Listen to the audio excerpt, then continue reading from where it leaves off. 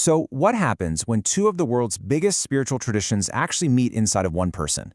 Today, we're going to explore a really fascinating attempt to build a bridge between Buddhism and Christianity. It's a journey that was born from one person's quest to make sense of their Christian upbringing alongside a really deep, transformative Buddhist practice. And to kick things off, check out this beautiful quote from T.S. Eliot. It just perfectly frames what we're about to do, right? We're not just learning something new here. We're actually going to rediscover what we thought we already knew and hopefully see it all with completely fresh eyes. So this whole journey, it really begins with a pretty fundamental conflict. For a lot of people, these two paths, Buddhism and Christianity, they seem to exist in totally separate worlds. It creates this deep chasm between beliefs that can feel, completely impossible to cross.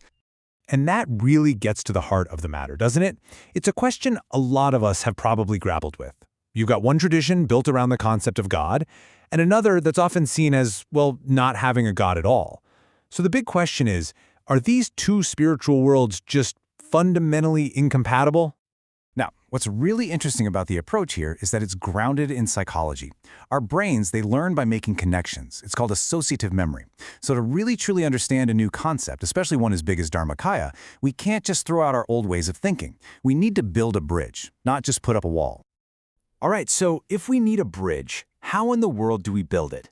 Well, the answer isn't really found in the surface-level stuff, the doctrines and the dogmas. It's found by digging way deeper, down into the mystical common ground that lies underneath both of these incredible traditions. First up, let's look at the Buddhist pillar of our bridge, the Dharmakāya.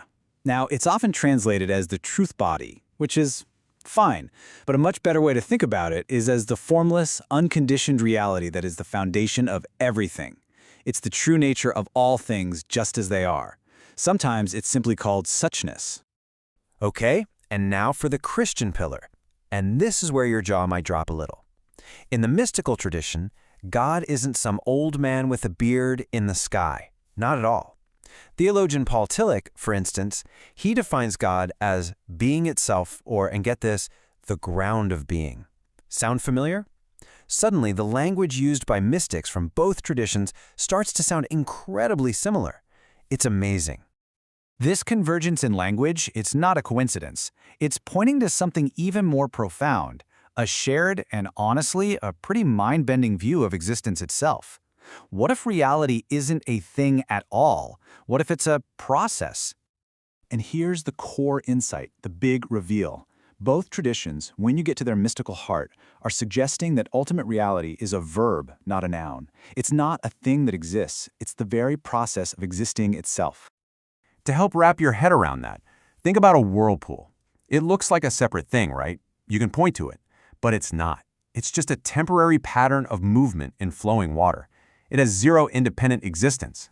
If you try to reach in and grab it, you're just left with a handful of water. This view says reality is a lot more like that, a dynamic, flowing process. And you know what's wild? This ancient mystical insight actually has a modern counterpart.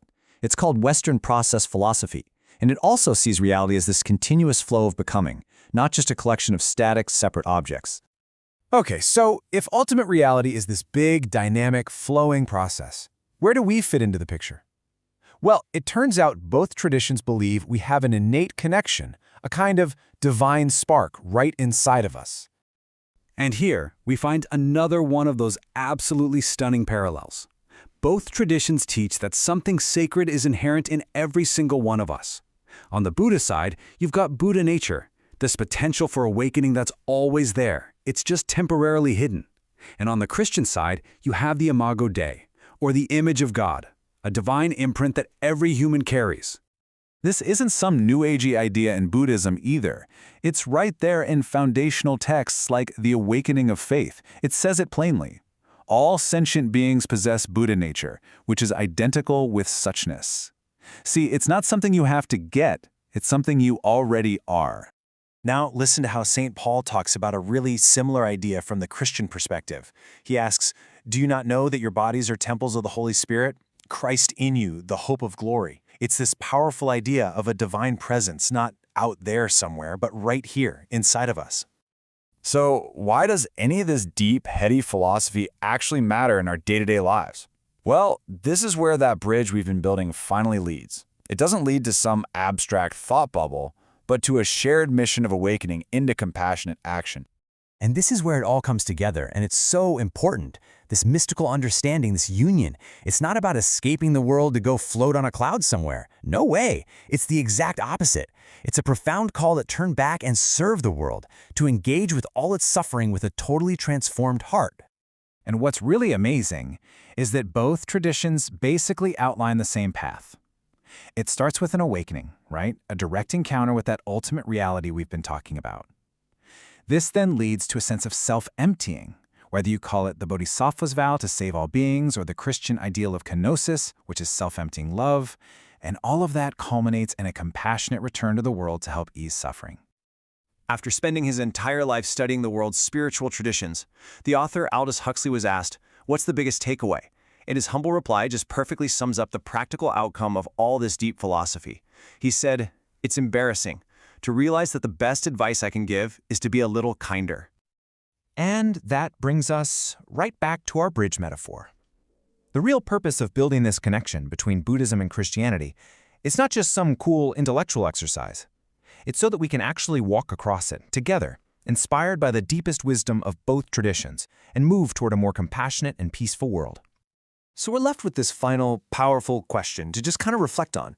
What if all the boundaries we draw, whether they're theological, cultural, or personal, what if they're just thin veils hiding a profound underlying unity?